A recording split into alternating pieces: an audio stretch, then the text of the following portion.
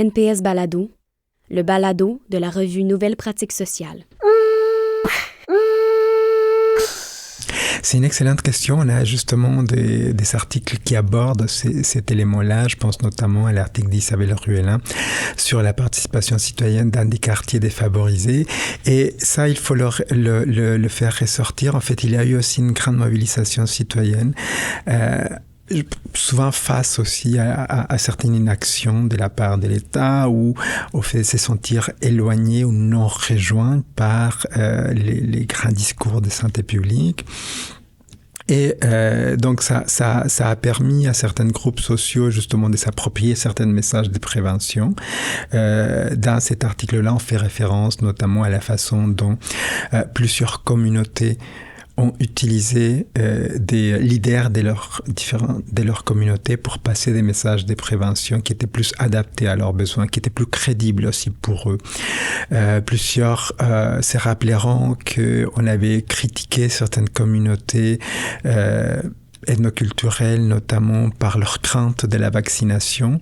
Mais on avait oublié de mentionner que plusieurs de ces communautés-là aussi provenaient des pays où on avait abuser de la confiance de la population lorsqu'on fait ces cliniques sur certains médicaments, comme pense aux essais cliniques concernant des antirétroviraux, par exemple.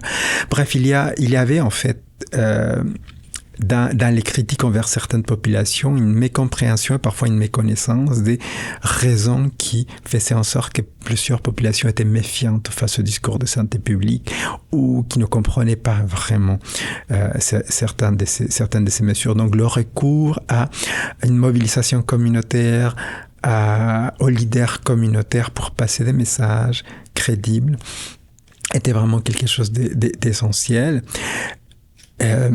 En revanche, la pérennisation, par exemple, de ce type de mobilisation est parfois en danger si on ne continue pas d'appuyer ces mouvements communautaires, si on ne continue pas éventuellement de financer certaines organisations. Donc la pérennisation de certaines actions qui ont été mises en place reste en péril, comme plusieurs initiatives qui avaient été mises en place durant la pandémie, qu'on pense notamment à l'ouverture, par exemple, des différentes haltes chaleur, d'autres services pour des personnes en situation d'itinérance.